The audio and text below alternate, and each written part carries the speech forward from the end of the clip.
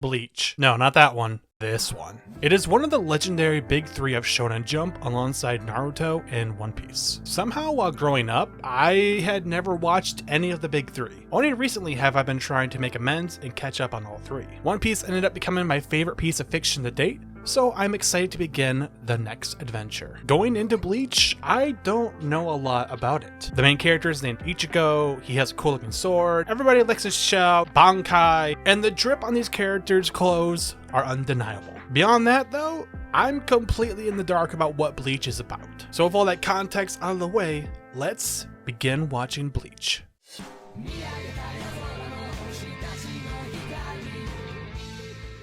Alright, so it's been about a week since I started watching, and I have finished the first 20 episodes. And I gotta say, it's fine. Now let me elaborate on that a little bit more. In these early stages of Bleach, there are aspects that are enjoyable. This first arc of Bleach lays the foundations that the future ones will build off of. So a lot of the runtime here is spent introducing characters, both main and side ones. And we are also introduced to a lot of the concepts like the good and bad spirits, spiritual energy, pressure, soul reapers, soul society, etc. So it can be a lot of information to throw at the viewers in a relatively short amount of time. So as far as the actual experience of watching through it, it felt like it was a little bit of a chore at times. Outside of the first episode and the last two, I would describe this arc as hollow of the week. Most episodes are usually something along the lines of Ichigo and Rukia going to school, and then they have to go and save one of Ichigo's friends from a hollow that randomly appears, and then happy ending.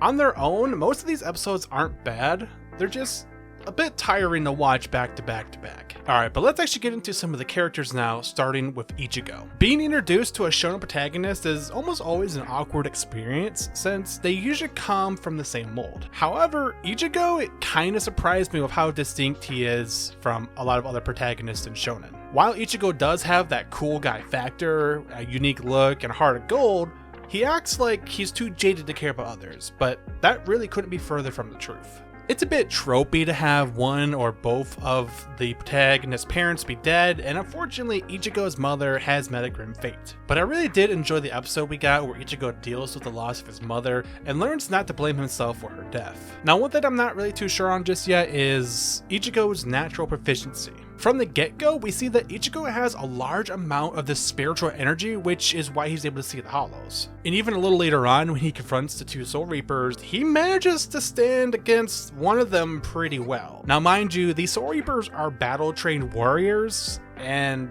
one of them lost to just a random high school kid that just happened to be able to swing a sword around. Now I'm going to reserve judgment for later on in the series. Obviously we're just getting started, so I'm sure there's going to be some explanation why Ichigo is just super good at a lot of stuff later on. Next we have Rukia, who is the catalyst for a lot of this story getting put into motion. She is a Soul Reaper and a warrior from the world of spirits that travels to our world to deal with lost spirits. She ends up losing her powers to Ichigo in order to save his life early on, which is why the two of them kind of form a friendship type relationship where she has to teach him how to do the duties of a Soul Reaper. Unfortunately, it's this losing of her powers which kind of causes the other Soul Reapers to show up and cause some trouble later on, but I'm not going to get into that here. So even though I wasn't a huge fan of the slice of life nature of this arc, it did provide a lot of opportunities for Ichigo and Rukia to spend time together and make their friendship feel more believable. As for the other characters, there's quite a few of them, so I'm only going to focus on the ones that I can see playing a role in the upcoming arc.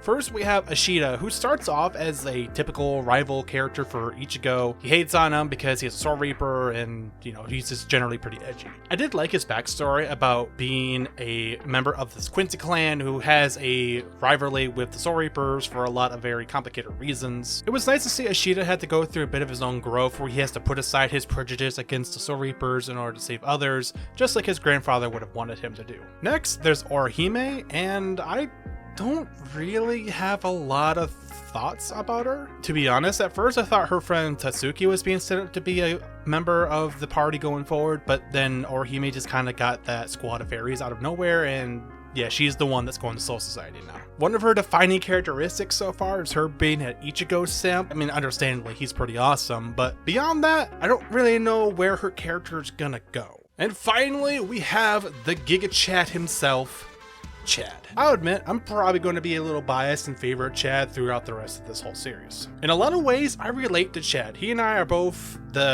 fit into the mold of being the big guy who doesn't really want to use his strength to hurt people because we underestimate it at times. Chad is the kind of person where even when he can't see a hollow that's attacking somebody, he's still gonna run in there and try to punch the invisible monster in the face. You know what? I'm gonna go on a limb here and just say right now that Chad is my favorite character. And that's kind of where we leave off after 20 episodes. I do find it interesting that we're already gearing up for a rescue arc with Ichigo, Ishida, Orihime, and Chad heading to Soul Society to break Rukia out of prison. Normally stuff like this would happen later on in the story, so I'm interested to see how they're going to handle it being one of the very first things in the story. Ichigo just completed some pretty intense training with some weird stuff going on, so I'm sure we're going to get some cool stuff to happen as a result of all that. Overall, this first arc of Bleach, while a little repetitive at times, did keep me invested enough to reach the end of it. Now that the setup is out of the way, let's get ready to head to Soul Society. If you want to follow my continued adventures through Bleach, be sure to subscribe to the channel and let me know down below what you are excited for me to get into next. I hope you all enjoyed this video, and until next time,